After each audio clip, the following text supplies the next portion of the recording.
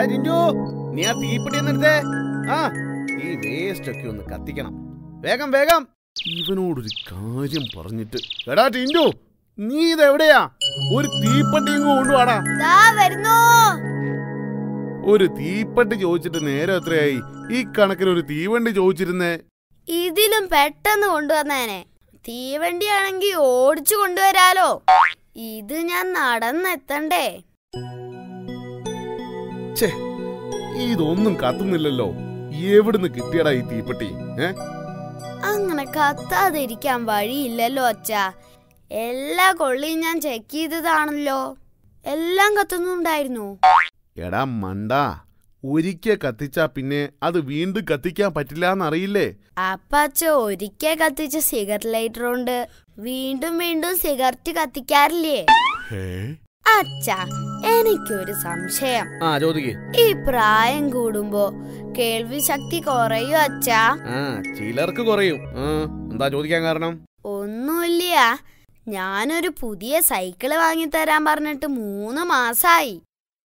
അച്ഛനത് കേട്ട ഭാവല്ല, അതുകൊണ്ട് ചോദിച്ചതാ.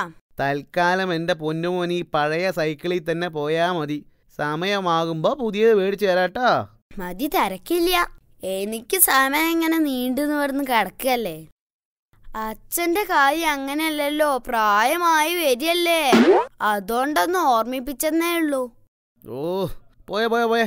ഇവനോടൊക്കെ സംസാരിച്ച മനുഷ്യന് വട്ടാകും. നിനക്ക് ട്യൂഷന് പോണ്ടേ? പോവാൻ നോക്ക്.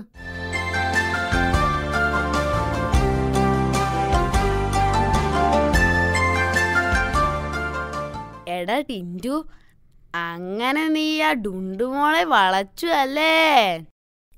ആര് പറഞ്ഞു? ഒന്നും പറയണ്ട. നീ ഇന്നലെ അവൾക്ക് നിന്റെ മൊബൈൽ നമ്പറൊക്കെ പറഞ്ഞു കൊടുക്കുന്നത് ഞാൻ കണ്ടു.